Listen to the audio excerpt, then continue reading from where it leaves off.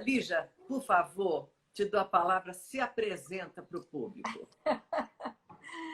O meu maior mérito é conhecer a Bruna e é um privilégio conviver com ela e com o Richelli. Mas olha, eu sou pesquisadora, eu na verdade me formei em física, que quando a gente vai fazer vestibular a gente não tem ideia do que vai querer fazer da vida, né? E depois me apaixonei pela genética. E aí eu fiz um doutorado em genética humana e sou professora na USP, onde eu trabalho, eu dirijo o Laboratório Nacional de Células-Tronco Embrionárias e eu também estou liderando esse projeto DNA do Brasil, que está querendo caracterizar quem é o brasileiro, qual é o nosso DNA, como é que nós somos essa mistura de europeu, índio e africano. Eu acho que é um projeto muito bonito. Vou tentar só abrir a janela aqui, porque eu acho que estou meio escura. Peraí. Vai lá, vai lá. É interessante, né, gente? Quando a gente fala de DNA, a gente está falando do nosso código de vida. Quem nós somos? É uma identidade individual, cada um de nós tem um código, né? Ela vai explicar melhor.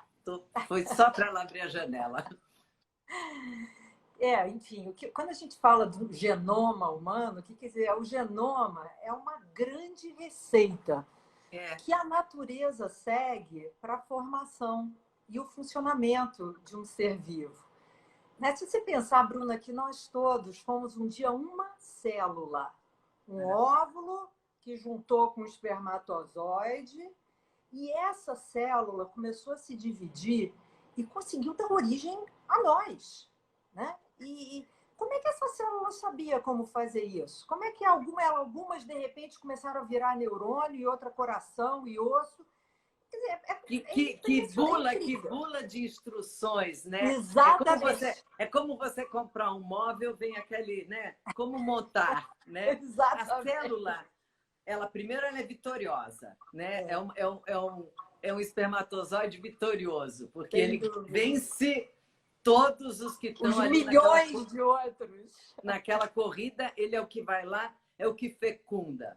Isso, então, qualquer um de nós já começa a vida vitorioso, concorda? Sem dúvida, tem toda a razão. Isso é muito interessante, isso, Bruna. E eu fico também muito impressionada da improbabilidade da existência de cada um de nós, né? Porque eram milhões competindo ali por aquele...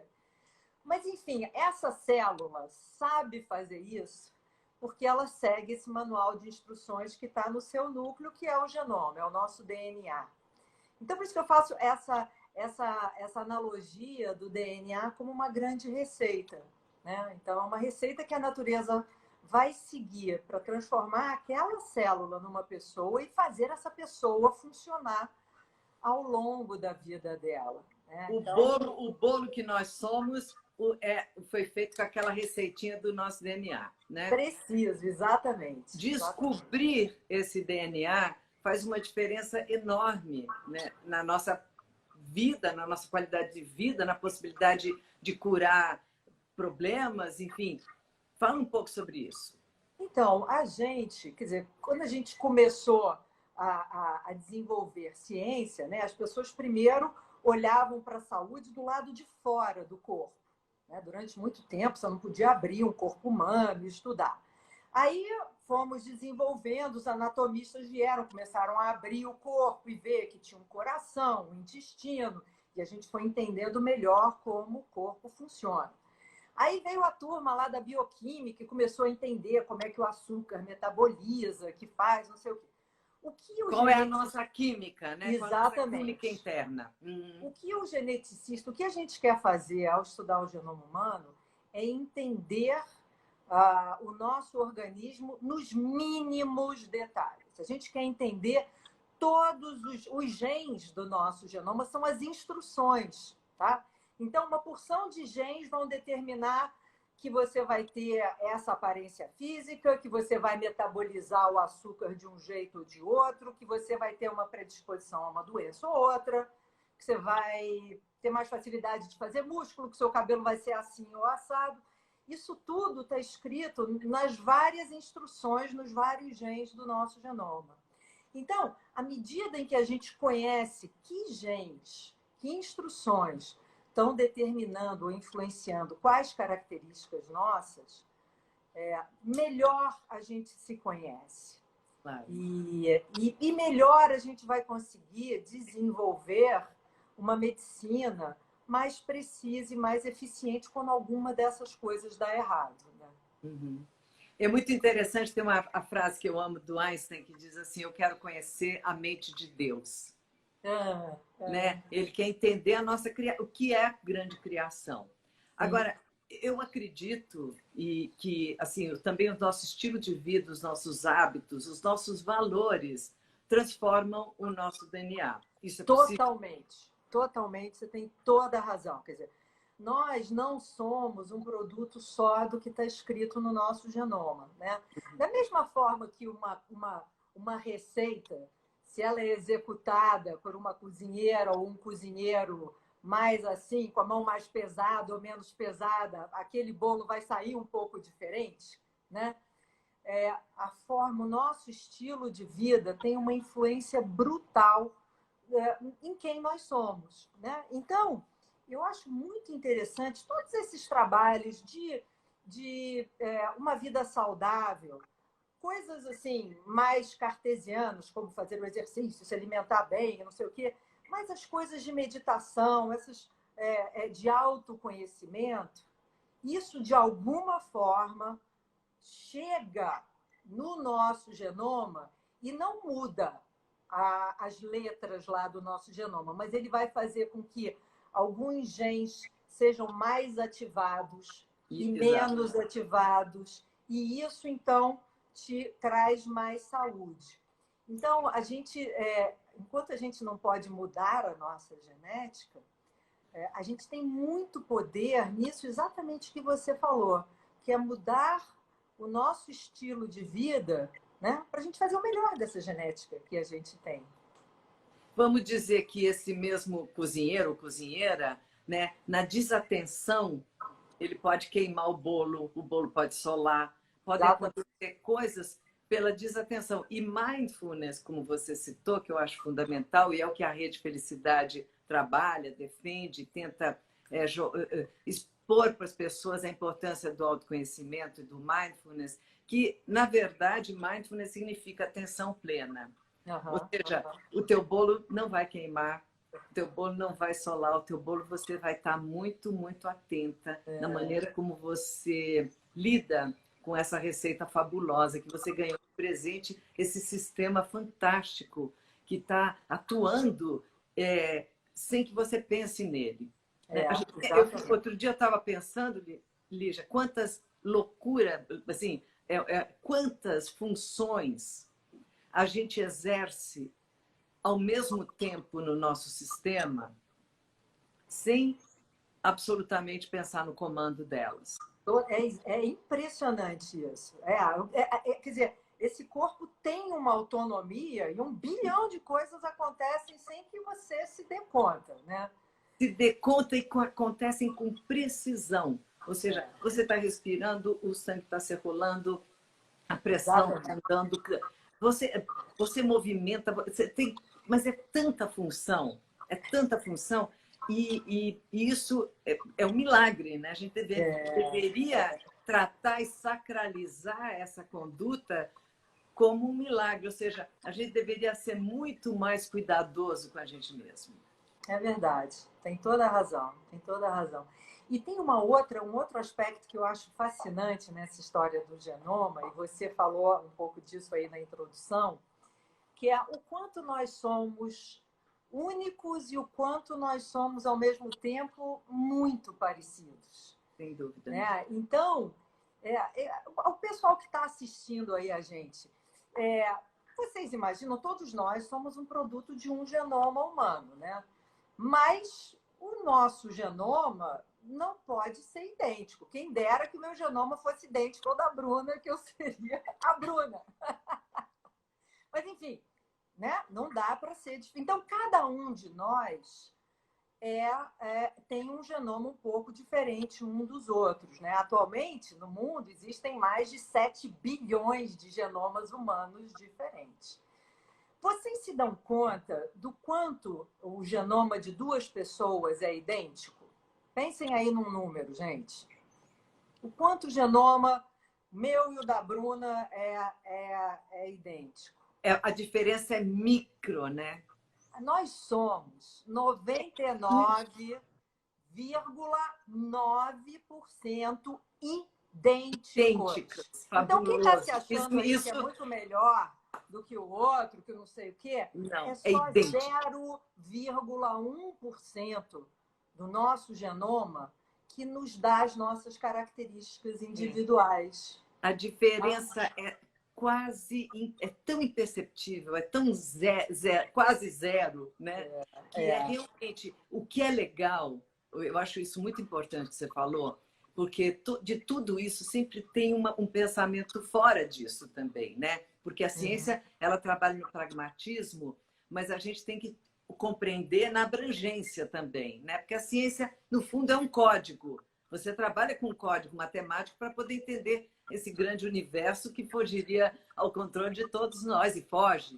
Mas, então, a ciência, ela restringe para poder trabalhar dentro de um pequeno corpo que você compreenda tudo aquilo. Mas isso que você falou é fundamental, porque quando a gente trabalha nas diferenças e a gente tem uma sociedade hoje, no mundo inteiro, que está ressaltando e valorizando esse separatismo, dizendo que nós somos diferentes e que você estimula o ódio, a raiva, pessoas odeiam pessoas, olham uns para os outros com preconceito, com julgamento, com racismo, com todas essas coisas horríveis, essas grandes distorções que a gente vive no mundo, quando cientificamente nós somos praticamente idênticos. Veja, esse 0,1% realmente, né? 99,9%. Então, nós temos muito mais em comum uns com os outros do que de diferença. Por outro lado, é fascinante estudar essas diferenças. Sem dúvida. Tá? E é isso que a gente está fazendo hoje em dia, sequenciando o genoma de milhares de pessoas no mundo inteiro. Por quê? Porque a gente quer entender quais são as variações no genoma das pessoas que faz com que algumas, por exemplo, desenvolvam Alzheimer e outras não. Né? Isso é importante a gente conhecer. Claro. Se a gente entender que genes são esses, quem sabe a gente possa desenvolver algum medicamento que previna o desenvolvimento dessa doença, né? Então, o estudo das diferenças, ele é super interessante e importante do ponto de vista biológico, do ponto de vista do desenvolvimento do conhecimento humano.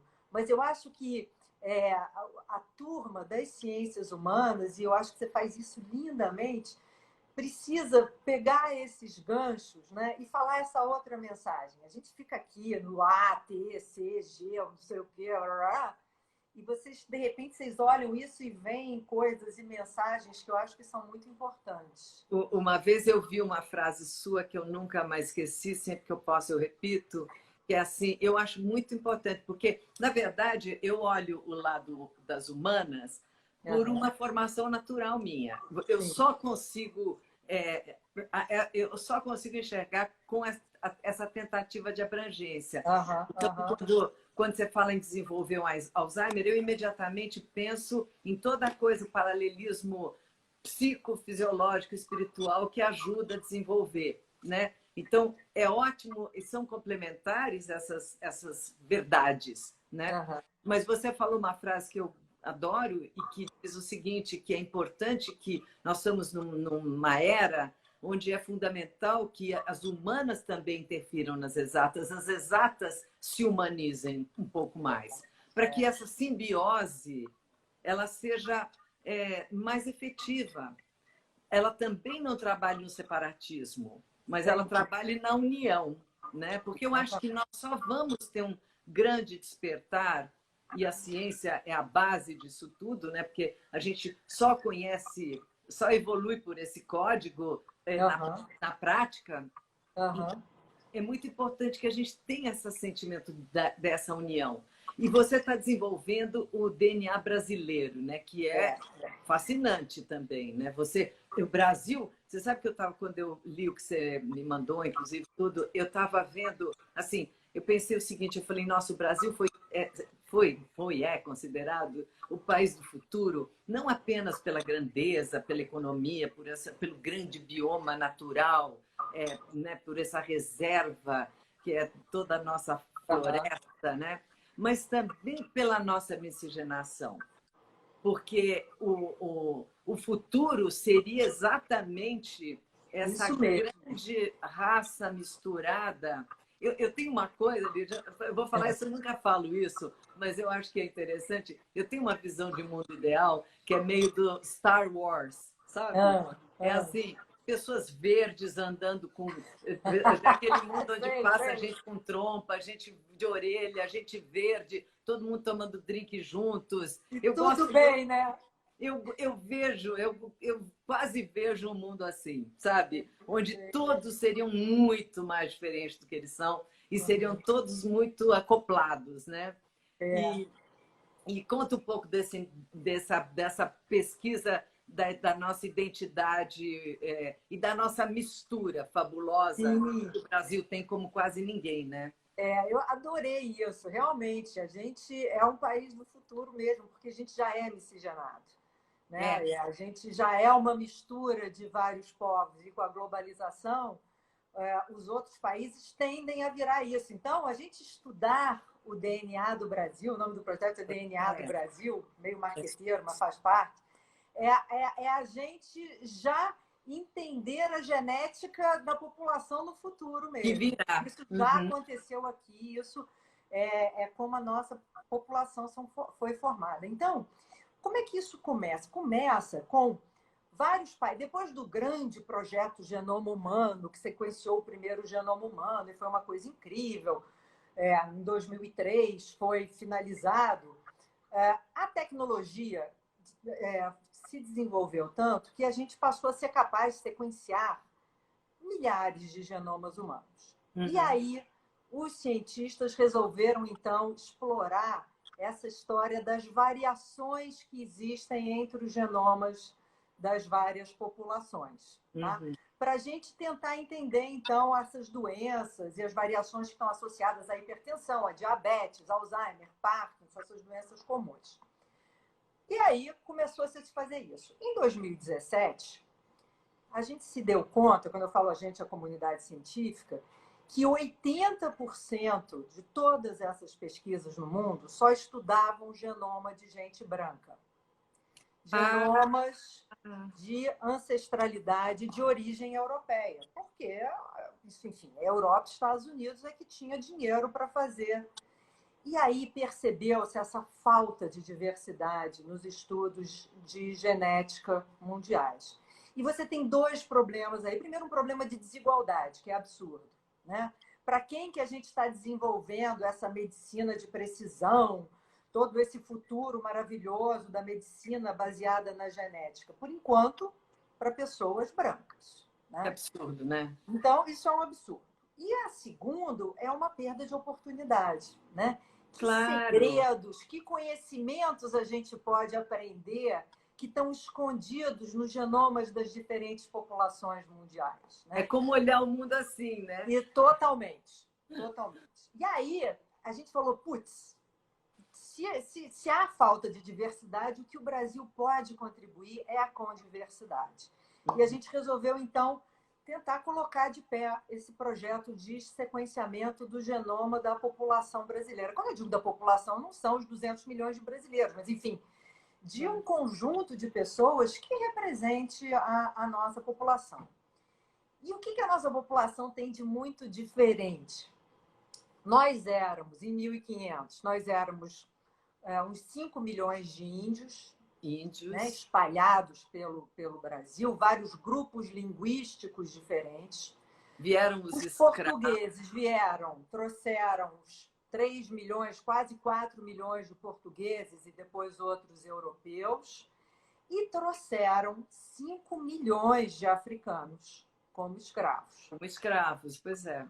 africanos de diferentes regiões da África, africanos que nunca se encontrariam na África. Diferentes etnias, diferentes identidades. Exatamente. E colocados aqui. E nesses 500 anos de colonização, esse povo todo se misturou, dando origem a essa população brasileira que é muito diversa. Qualquer um pode ter cara de brasileiro. Brasileiro não tem cara, né?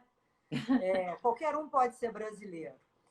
E aí, quando você olha, a gente fazendo umas análises assim, mais superficiais do genoma das pessoas, a gente consegue ver que cada brasileiro é um mosaico que tem uma proporção de genoma europeu, africano e indígena, de origem europeia, origem africana e origem indígena. Claro, vai ter gente que é predominantemente europeu, e diferentes proporções. Depois os asiáticos que também vieram. Depois vieram os asiáticos, mas eles se misturaram menos. Essa mistura a gente vê entre o europeu, indígena e o africano. Uhum. Então, que lindo, projeto... né? Que raça bonita. Não, né? É uma coisa. Que raça linda, raça misturada, raça forte, né? Forte. De tudo. É muito legal essa raça. A gente tem que ter orgulho da nossa origem, da nossa história, não da história, da parte da história que a gente vê o horror, né? Mas orgulho dessa força de sobrevivência, de resiliência, de se tornou esse povo brasileiro, né? Sem dúvida, tem que ter mesmo, sabia? Bom, e aí o que a gente quer fazer, então, e que a gente está fazendo? A gente está sequenciando o genoma de, inicialmente, 3.000 brasileiros. E para fazer esse projeto, a gente tem que ter brasileiros. Eu vou botar uma banquinha na Paulista e pedir para as pessoas se voluntar. Eu tenho que conhecer muito a saúde dessas pessoas. Sem dúvida. Por quê? Porque depois eu vou querer cruzar os dados dos genomas delas com os dados de saúde, para tentar identificar que variações, que genes estão associados a que características e tudo. Então, a gente tem 3 grandes objetivos. O primeiro, colocar o Brasil nesse mapa dos estudos de genética, incluir a população brasileira nesse maravilhoso mundo novo da medicina de precisão, da medicina baseada na nossa genética. Como? Sequenciando milhares de brasileiros e disponibilizando esses dados para todo mundo poder fazer pesquisa nesses dados e conhecer melhor a nossa saúde. Aí depois a gente vai pegar os dados de saúde com os genomas e tentar cruzar e tentar fazer descobertas de genes. Que tipo de informação a gente pode concluir?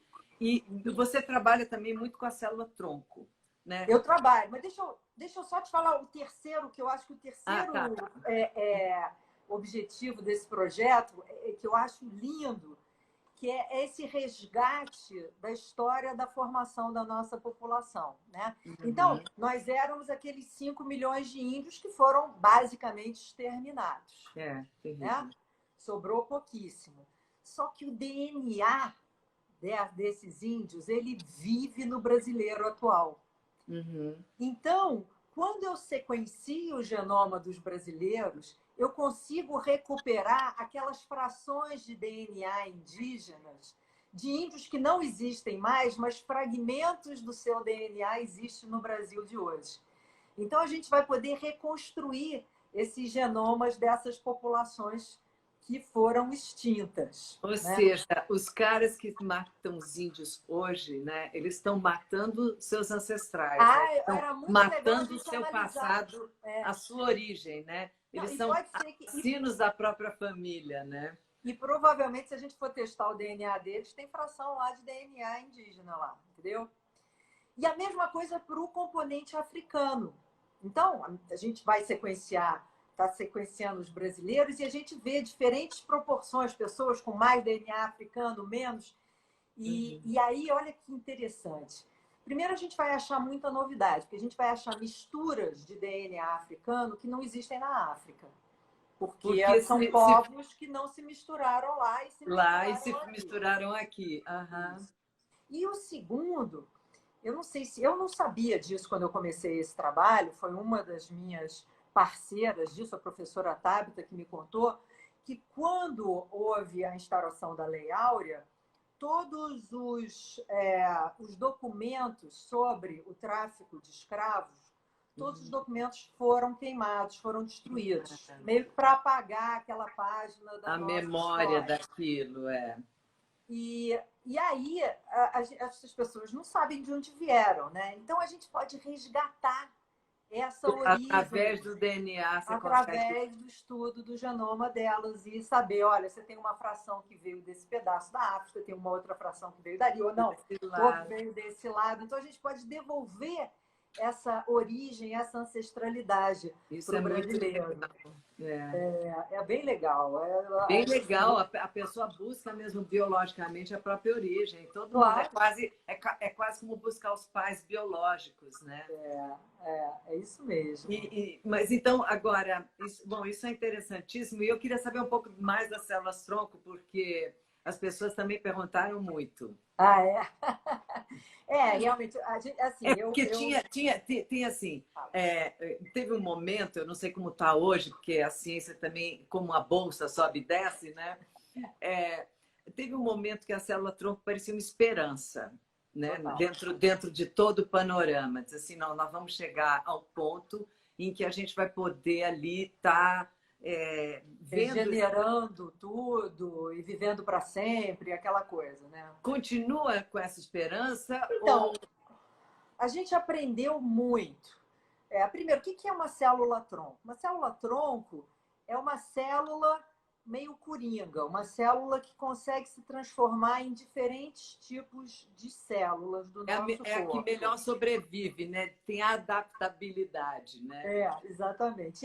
Então, a gente conhece no nosso corpo vários tipos de célula. Por exemplo, quando você faz um corte, a sua pele regenera porque existem células-tronco ali na pele que, ao sentir lá um alarme de que houve um corte, ela começa a se dividir e algumas delas vão formar a glândula, outro vai formar o poro e vai formar a pele e a sua pele fica lá muito bem, obrigado. Né? Então, essas são células-tronco que a gente chama de células-tronco tecido específicas ou mais especializadas. Essa célula da pele não consegue fazer um neurônio. Ela está ali regenerando a minha pele.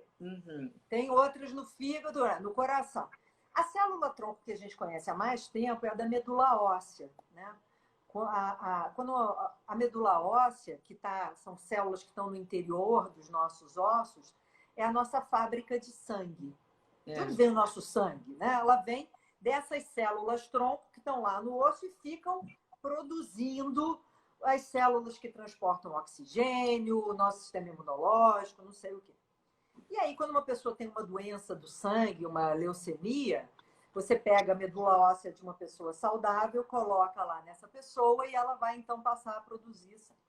O que aconteceu no início dos anos 2000?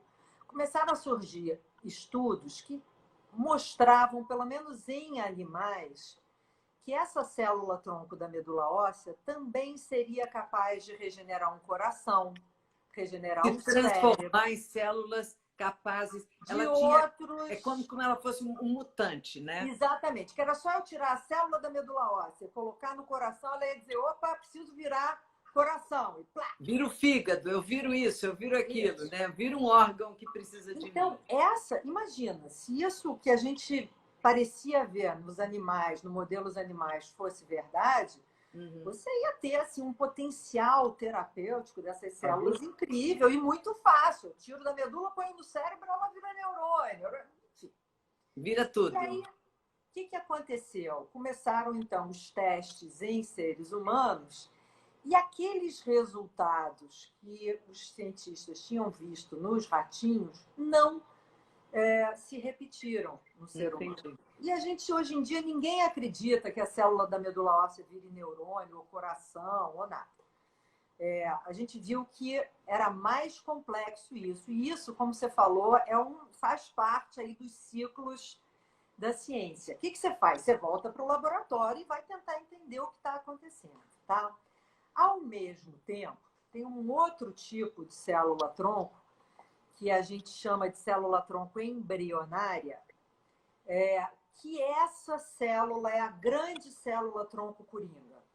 Essa consegue, a gente sabe, a gente faz isso no laboratório, a gente consegue fazer ela virar coração, rim, fígado, osso, neurônio, o que a gente quiser. A gente sabe fazer ela fazer isso. E aí, então, essa célula, realmente, ela tem um potencial da gente desenvolver terapias para diferentes doenças muito grande. Mas ela é uma célula chata de trabalhar. Porque ela fica onde? Ela no organismo da gente, ela fica onde? Ela é retirada de um embrião com 5 dias de desenvolvimento. Na gente, ela não existe mais. Entendi. E é impressionante. Eu tenho que sempre... Eu gosto de mostrar uma imagem. Nem tem uma aqui para mostrar. Deixa eu ver. Não tem.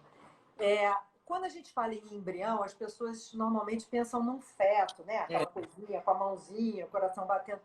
Eu estou falando de um embrião de 5 dias, que é aquele embrião da fertilização in vitro, que sobra da fertilização in vitro e fica lá esquecido nos... Então, você consegue produzir artificialmente? Então, o pessoal faz fertilização in vitro, o embrião sobra, eles podem doar para pesquisa. Esse embrião tem 50 células, ainda não tem nenhuma forma, nunca se implantou no útero, então é diferente, né, do feto. E essas células desse embrião são as células que, se tudo der certo, elas vão se multiplicar e virar a gente. Então, elas sabem fazer isso tudo que a gente é, né? Então, a gente consegue, no laboratório, transformar essas 50 células em bilhões de células. Certo. Depois, eu tenho que dizer o seguinte, olha, eu quero tratar um infarto. Então, agora eu tenho que ensinar elas a virar célula do músculo cardíaco. E aí colocar no paciente. Porque se eu não fizer isso antes, ela vai formar um tumor no paciente. Ela vai virar o que ela quiser, tá? Então, essas células são muito promissoras. E aí, à medida em que a gente ia se decepcionando com a célula da medula óssea, os pesquisadores que estavam trabalhando com essas células embrionárias foram avançando. E hoje em dia, a gente tem vários ensaios já em seres humanos para diabetes, para Parkinson, começou ano passado, para lesão da retina, enfim, para algumas doenças que a gente já saiu do camundongo e já está testando em ser humano, tá? Agora, para estar testando no ser humano, até alguém poder vender isso como uma terapia, tem aí um longo tempo de estudo. Então, atenção, cuidado. Claro. Não caiam na balela dos charlatões das células tronco, porque tem gente vendendo terapia aí para coisas do arco da velha. Nossa, eu imagino. É tudo falso, enfim. Elixir de célula-tronco, entendi. Exatamente. É bom esclarecer mesmo, né? É importantíssimo. Dentro desse raciocínio, uma coisa que eu acho muito... Porque a ciência, ela sempre oscila, né? Entre ser muito interessante, muito boa para o ser humano e ser muito perigosa. Tudo na ciência. Aliás, não na ciência. Tudo na vida, né? A vida, ela tem esse formato. Assim, quando você fala a célula pode virar um tumor, é quase que como se a célula tivesse uma escolha própria, né? Uma escolha, diz assim, ou eu viro uma coisa benéfica ou eu viro uma coisa maléfica. Parece aquele livre-arbítrio que qualquer homem, qualquer ser humano tem, né? Parece que isso se reproduz em todos os sistemas. Então, assim, quando você fala na ciência, você sempre tem uma linha frágil, tênue. Por isso que a ciência é muito importante na mão de quem ela está. Sem dúvida. Né? A ciência, ela produziu a bomba atômica e a gente viu o que aconteceu com grandes cidades no mundo. Então, na hora que o Oppenheimer estava fazendo aquilo, ele talvez não imaginasse a destruição, o caos, a dor, o drama que ele causaria no planeta. Então, muito é na mão de quem está sempre. Né? E o propósito que a pessoa tem, né? É fundamental. Mas então, falando disso, eu me pergunto e te pergunto, como é que é a situação do CRISPR? Vocês viram o prêmio Nobel? Foi emocionante. Então, esse CRISPR, eu vou falar CRISPR, porque o CRISPR, né? CRISPR. CRISPR. Porque é muito fascinante, né? Lígia, É, Hã? é muito fascinante, né? E Porque é isso é uma. muito perigoso também. Mas olha, Bruna, tudo, sabe? Isso, então, deixa eu explicar primeiro o CRISPR. Isso foi uma Vamos explicar para ferramenta. quem não sabe do que se trata, É, Lívia. Bora lá. isso são umas moléculas que foram descobertas em bactéria. Então, é daí a importância da pesquisa básica também, aquela pesquisa do conhecimento pelo conhecimento. Uhum, Então, tinha lá uma pesquisadora estudando bactéria, como é que a bactéria se protege do vírus, e ela descobriu que a bactéria produzia lá umas enzimas que cortam o DNA do vírus. E aí uhum, ela se juntou com uma outra pesquisadora nos Estados Unidos, falaram como que a gente pode adaptar isso para a gente fazer modificações no DNA, em qualquer DNA, do jeito que a gente quiser. E aí elas conseguiram adaptar isso e esse CRISPR é uma ferramenta de edição de DNA. Né? Então, eu posso, imagina uma pessoa com uma doença genética, por exemplo, uma criança com hemofilia. Hemofilia é aquela doença que a pessoa não coagula o sangue porque ela tem uma mutação, um erro no gene lá de um fator de coagulação. E esse gene devia estar produzindo esse fator de coagulação no fígado dela, da criança, não produz, a criança não coagula o sangue e é uma encrenca.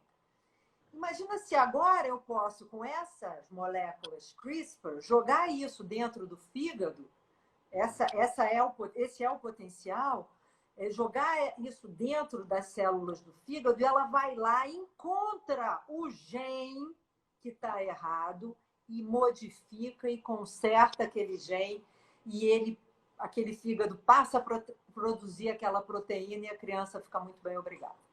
isso é fabuloso. Essa é a promessa e que a gente já está vendo, que já o pessoal está conseguindo fazer no camundongo, está conseguindo fazer no macaco e agora já começa a testar em seres humanos. Então, quer dizer, o potencial disso, de desenvolvimento de uma medicina para coisas que a gente, enfim, ainda não consegue tratar muito bem, é incrível. E também como ferramenta para pesquisa, também, é incrível.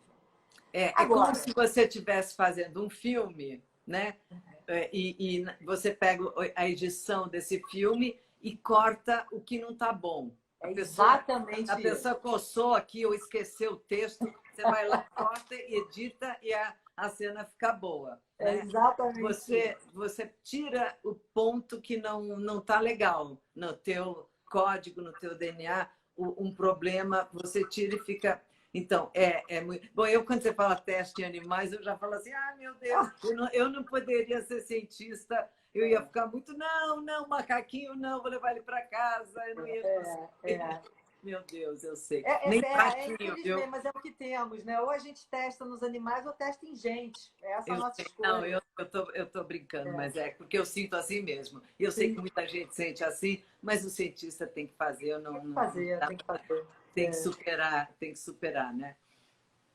Mas qual é aí você estava falando do perigo, né, do CRISPR. Qual é o que a gente começa a discutir? Bom, tudo bem. Eu entendo você usar isso para curar uma doença genética e tal. Mas se agora eu resolver que eu quero fazer uma criança de olho azul porque meu filho não ia ter o olho da Bruna, ia ter um olho não sei o quê.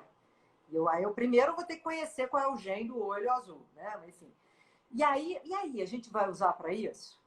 É Para que a perigoso, gente né? vai? Muito Exatamente. perigoso. Então, essa é a questão. E que, é assim, não é só nas mãos de quem, né, a ciência está. É também qual é o mecanismo de legislação e vigilância que existem em cada país para controlar o mau uso, mas de qualquer tecnologia. Né? Você citou o exemplo da bomba atômica, né? Ela também nos trouxe a tomografia computadorizada, uma porção de coisas boas, Uhum, o conhecimento da energia do átomo. Né? claro. E, É um e, e aí, assim, propósito, né? Um grande propósito daquela ferramenta. É como sim, qualquer tecnologia, né? olha, Propósito de quem está usando, né?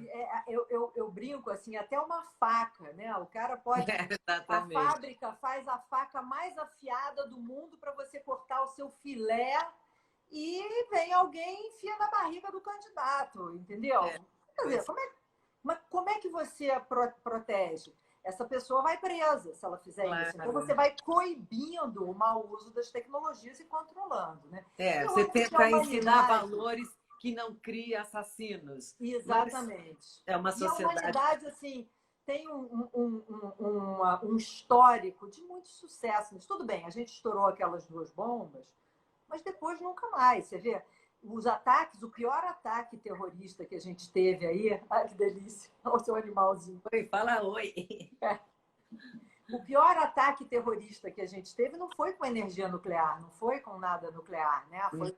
Foi a Torre Gêmea com gasolina de avião. Então, nossa, eu acho surreal, que a humanidade vem conseguindo, sabe, de uma forma com bastante sucesso, controlar os maus usos das novidades científicas. Lígia, vou te fazer vou levantar um assunto que também é fascinante. Aliás, tudo, né? O que você faz, tudo que você diz, esse habitat de ideias, de experiências, de experimentos, ele é fascinante. É claro, como a gente falou, tem que ter um propósito para não ficar o Dr. Frankenstein, né? Mas, assim, a inteligência artificial hoje já é uma realidade, né? Ela existe. Ela existe, ela está bem avançada, ela está bem desenvolvida, ela só ainda não entrou em uso de massa. Você, como cientista e pensadora, estudiosa, professora, você se pergunta para onde vamos? Claro, claro. Enfim, e é interessante, né? Eu tendo a ser otimista, dizer, não, imagina, tudo bem. Aí, de repente, eu não me lembro se foi o Musk lá da Tesla, do não sei o quê, ou um desses super gênios, que falou que uma das coisas que mais preocupava ele era a história da inteligência artificial, no sentido dessa coisa futurística, tipo Exterminador do Futuro, das máquinas ganharem autonomia. Da gente perder o controle, né? Perder o controle. Aí, quando você ouve um cara desse falando isso, bom, vai ver que deve ter alguma coisa aí. Mas, assim, o que eu vejo é que isso já foi identificado e é tratado com muita seriedade.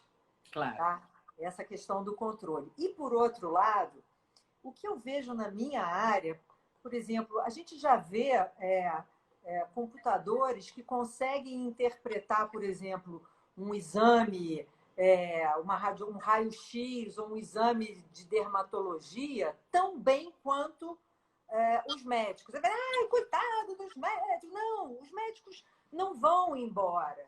Mas imagina agora você poder oferecer uma medicina de ponta para todo mundo.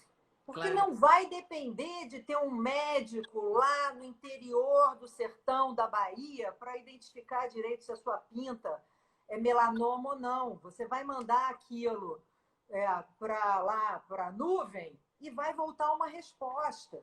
Claro. E essa pessoa vai ter um diagnóstico tão bom quanto aqueles que estão sendo atendidos pelo super bambambam nos hospitais de elite. Então, essa é a coisa bacana da inteligência artificial. A coisa bacana. Também esses médicos, essa ideia de assim, não, a máquina vai substituir o homem vai ficar... O que ele vai fazer? Ele vai ficar assim, inútil, vai ser ineficiente. Não, eu acho que justamente a gente pode vir a conhecer um novo estar no mundo. Né? Essa energia que os caras estão usando para esse tipo de trabalho, para esse tipo de serviço, que é estressante, exige muito foco, né? Pode ir para coisas mais leves, maiores, e um pensamento social mais amplo e uma dimensão humana melhor. Né? Tem toda a razão. E tem um potencial humano aí que pode ser usado para isso. Sem né? dúvida, sem dúvida. Quer dizer, você vai ressignificar o papel do médico, de diferentes profissionais, e essa coisa humana, porque o humano, o computador não vai conseguir dar, né? Essa outra toda dimensão. E deixa a coisa técnica para o computador, e a gente usa a energia, como você propôs aí, para coisas mais humanas, né? Muito bacana. Isso, exatamente. Lígia, eu sei que você pensa nisso. Eu queria que você falasse um pouco sobre isso. Como você vê essa divisão entre um mundo mais humanista e um mundo mais técnico, um mundo mais pragmático e eficiente, um mundo mais criativo? Uhum. E Eu acho que esses mundos tinham que conversar muito mais. Não tem a menor graça eu, por exemplo, desenvolver uma terapia para AIDS, para HIV, se essa terapia só vai ser acessível para uma fração pequena da população. Não tivemos sucesso, se foi isso que a gente atingia, né? Então, a gente tem essa coisa maluca de, primeiro, ter assim, uma ciência guerra nas estrelas, que a gente está indo lá e mudando o DNA da rebimboca, da parafuseta e a célula e essas coisas incríveis. E, ao mesmo tempo, a gente tem 70% da população brasileira que não tem acesso a saneamento. saneamento básico, né? Que Saneamento chama justamente básico, né? Porque é básico. Sendo que a primeira grande salto de longevidade do ser humano ao longo da história foi dado por saneamento básico, né? O ser humano vem lá aquela curva de quanto vive, aí introduz esgoto e água tratada, toing, aumentou a vida. Aí subiu a qualidade de vida imediatamente, né? Entendeu? Então, quer dizer, essas coisas me perturbam muito. Né? Então, a gente está desenvolvendo essas coisas incríveis e, ao mesmo tempo, a gente não consegue convencer a humanidade da questão do meio ambiente e do planeta. Vários povos não conseguem viver em paz e se entender. Quer dizer, se a gente vai viver para sempre, onde é que a gente vai viver para sempre? Em que planeta? E como? De que maneira, né? Aí, não, vamos agora colonizar Marte. Eu não quero morar em Marte. Se a solução para o meio ambiente for morar em Marte, eu tô fora. É porque entendeu? Já falhamos totalmente. Cara, então você vê, é mais fácil o nosso investimento tecnológico e a gente colonizar Marte do que as ciências humanas, e aí a importância. Você vê como elas são mais complexas? É mais fácil eu inventar uma rebimboca que pode em Marte do que eu conseguir resolver todas as questões da economia, da política, os diferentes interesses, não sei o quê, para cuidar do planeta. Mas, então, Lígia, não é assim que o ser humano se comporta? É mais fácil fugir do que encarar e tentar resolver? Marte é uma fuga. Pode ser, pode ser. Por isso que eu acho assim, que o grande desafio aí do nosso século XXI, na verdade, são as ciências humanas. São as ciências humanas, né?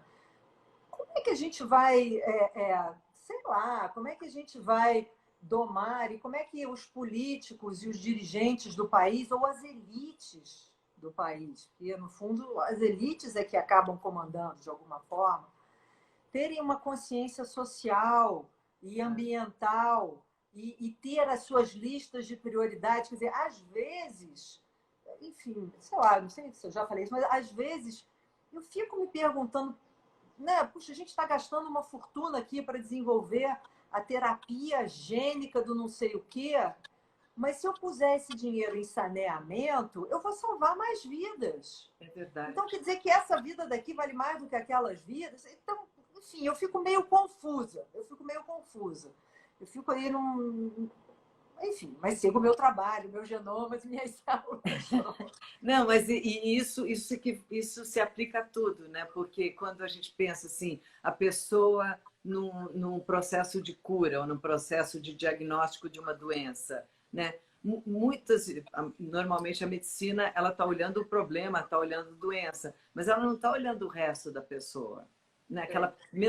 Aquele mesmo lado emocional, aquele mesmo sistema psíquico, espiritual, aquilo tudo, essa complexidade de camadas, né, de inteligências que a gente carrega dentro de nós, elas deviam ser todas equivalentemente estudadas e equivalentemente tratadas, né? Porque o cara, ele pode estar sofrendo de diabetes, mas ele está tendo ali um transtorno mental leve que está sendo ignorado. Influencia, Eu acho E que que como a está gente... criando e está ajudando a formar essa má formação do que, como consequência. Assim, a grande questão é o que é causa e o que é efeito. Né? É verdade. E eu acho que como a gente ainda não entende de uma forma cartesiana e quais são as moléculas, que quando eu tenho um mau pensamento, qual é a molécula que vai lá e faz, a ciência fica um pouco sem saber como lidar com isso. E aí fica uma coisa meio empírica, sabe? Ah, eu não sei bem. Mas tudo bem ser empírico. Se você mostra, mesmo sem saber qual é a molécula que está fazendo, que isso tem um efeito, que isso funciona, você tem que investir nisso. Eu fiz terapia há 1 bilhão de anos. Eu não sei que neurotransmissoras minhas sessões de terapia faziam, eu produzia, não sei o quê. Eu melhorei, eu me senti melhor, eu sou mais feliz, né? Para mim isso vale. A gente tomou aspirina muitos anos, sabe? Sem saber exatamente como é que ela tirava a dor de cabeça, entendeu? Então, as coisas, para a gente Lígia, admitir que elas funcionam, você não precisa saber todos os detalhes. Agora, você precisa ter evidências, né? O que a gente chama de evidências científicas. Quer dizer, houve um efeito? Se houve, está aí. mas é interessante, você falou uma palavra muito chave, né? Que é o trabalho que a gente tem feito constantemente, que é ser mais feliz. Porque durante muitos anos a ciência ignorou essa ideia de felicidade, como se uma coisa tivesse completamente desconectada e afastada da outra. Né? Quando realmente hoje se sabe que essa sensação de estar mais feliz, ela altera a tua ciência interior. Sim, sim. A ciência, hoje a felicidade é considerada uma ciência nesse sentido, né? A ciência da felicidade. Então, de como ela mexe com esses elementos químicos todos, de que poder que nós mesmos temos sobre nós. Esse controle é difícil, não, porque ele não é tão científico ainda, né? Mas que ele existe, que é uma evidência e que a gente precisa prestar atenção, e que a felicidade é um propósito para todos nós, seja para ter o saneamento básico, seja para se sentir melhor, seja para curar uma ansiedade, seja para o que for, né? O estar feliz. Para encerrar, nosso tempo acabou, ai, que pena. Nossa, passou rápido. 2 mulheres, né, falando. O que é felicidade para você? Ai, felicidade para mim, vai ficar até clichê, mas é paz paz e amor, é paz e amor. Tá em paz e tá cercada de amor e ter relações de amor com as pessoas em torno de mim. Isso para mim é a grande felicidade. Isso é perfeito. E só como você trata de ciência, eu vou acrescentar saúde. Tá? Saúde, não, sem dúvida, sem dúvida. Paz e amor e saúde. Então, eu vou te desejar tudo isso. Vou desejar para todo mundo que está aqui acompanhando a gente com 1000 comentários, corações. Assim, Legal. as pessoas estão assim numa efervescência aí. Muito, muito obrigada por estar junto. A Lígia, brilhante como sempre, uma pessoa maravilhosa. Muito obrigada, querida. Obrigadíssima pelo convite. Foi uma delícia te ver, conversar com você. Aprendi muito aqui com você também, viu? Obrigada, meu amor. Beijo grande. Tchau, então, gente. paz, felicidade e muita saúde saúde a todos. Beijo. Tchau.